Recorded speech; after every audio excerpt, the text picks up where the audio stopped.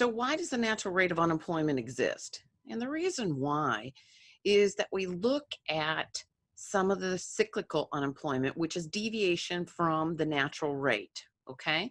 But we're talking about this in terms of the longer term implications, which is structural unemployment.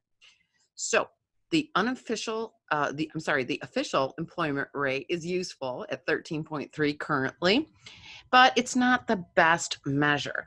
And when we look at that, we always want to take the official employment rate, and we always want to look at the labor participation rate as well, the labor force participation rate. So when we take a look at the idea that there always is going to be some unemployment, more than 1/3 of unemployment get back into the workforce. So that's some good news when we look at it that way. So the reasons for the natural unemployment rate, and there are three. The first one is minimum wage laws. Second is union wages. The third is efficiency wages. And what I'd like to do is just kind of show you a graph of what happens. Let's see how well I can draw this. Okay. And the same graph works for all of them. So here we have the demand for labor, and that would be businesses hiring people. So this is the demand for labor.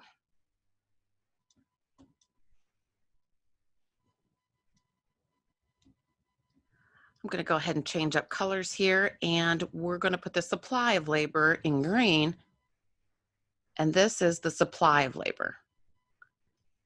And this is households wanting to work to sell their factor of production, labor. Now, normally in a perfect market system, what would happen is that the wage, and we'll put the wages over here, would be wherever the demand for labor and the supply of labor meet. So this would be what we would call wage equilibrium. This would be the labor force, the quantity of labor. Now, the three things, minimum wage laws, union wages, and efficiency wages, essentially what happens is that when we talk about a minimum wage, it's really what we call a price floor, meaning that we can't pay below that. So the federal minimum wage, and we'll talk about the differences in a moment, is $7.25 an hour. Let's say that our wage equilibrium in a market society, people are willing to work, able to work, and businesses are willing to supply jobs at $5 an hour. Okay, so now we have 1,000 quantity of labor, and we have $5 an hour as our wage equilibrium. Well, that's not a sustainable wage, and we could even say that the federal minimum wage at $7.25 is not sustainable either. So what I want to do at this point is to show you, right now we're in equilibrium, harmonious, and all of that. But again, $5 is not a sustainable wage. So what I'm going to do is go ahead and put in this price floor. And the price floor says that you cannot pay less, and we'll just use the federal minimum wage at this point, $7.25 an hour. The two byproducts of doing that, that you can't pay less, is the first thing that happens is businesses demand less labor. So instead of 1,000 jobs out there, there's only going to be 700. However, at the same time, the opportunity cost, and let's see if I can find a color I haven't used yet. How about that one? The opportunity cost of sitting on the couch and not working increases. So more households want to enter the labor force. And so what we have are job seekers now in excess of 1,000, 1,200. The difference between the 2 points here, and let me show you those 2 points. The difference between the 2 points here is unemployment. We have, if you will, an excess of labor.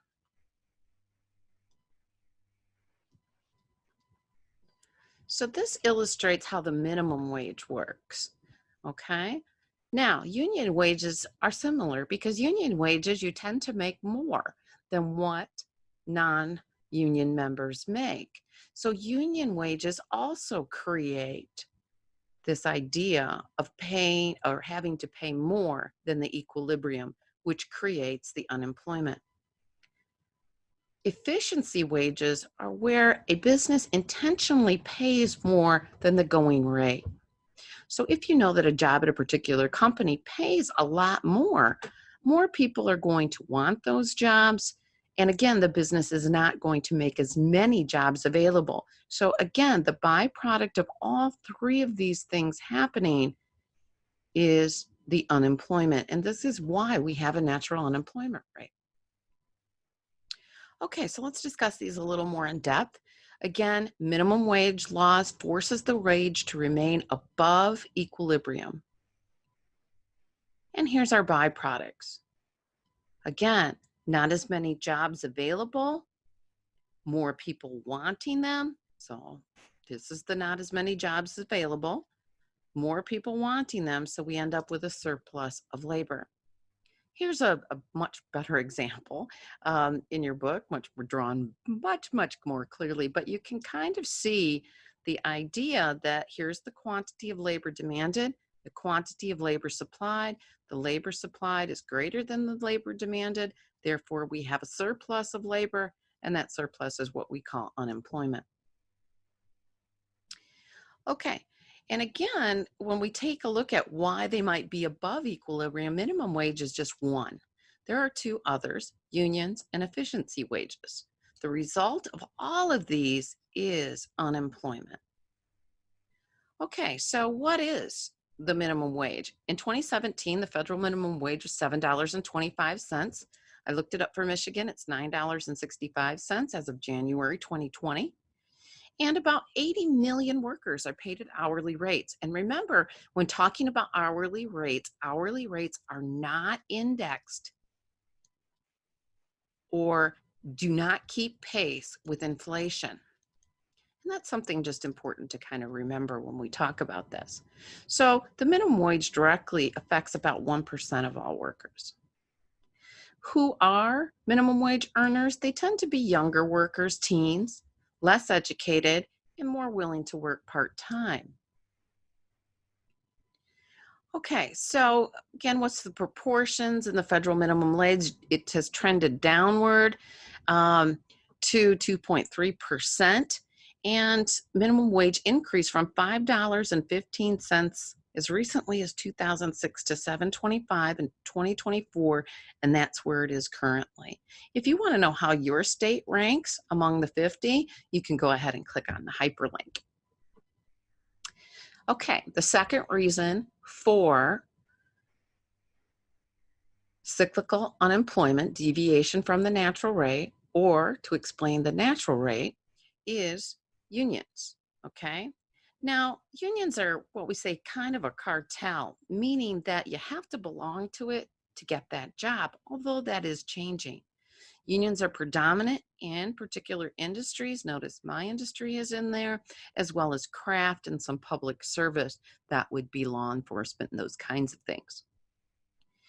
Why do people join unions? Normally because we bargain for the whole. And it was really founded on the idea to stop unfair labor practices. But since productivity has become such a central focus, and we'd like to say that happy workers are productive workers, then there's a lot more participative management, meaning management working directly with labor, so therefore unions are not as prevalent as what they used to be. So this is the key, that union workers earn 10 to 20% more than similar workers. Now, one of the things that we've seen lately are right to work acts or freedom to work. And basically, this means you don't have to belong to a union, but you still get many of the advantages of belonging to a union. So when we look at this, under Michigan's laws, we have the freedom to choose. You don't have to pay dues, and yet you still get the union bargaining on your behalf. One of the reasons why Michigan Wisconsin and several other states passed these was because unions were more prevalent in northern states. Okay. And because of that, then industry businesses had to pay higher wages, industry in the north. So they decided to move a lot of those jobs to the southern states where unions were not so prevalent in order to open up and make the northern states more competitive. They passed these freedom to work laws. Again, what is the byproduct of a union wage?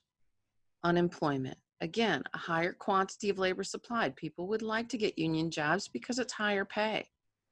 But yet, businesses don't want to pay higher amounts, so we have less jobs overall. Again, see, the byproduct of this is exactly the same.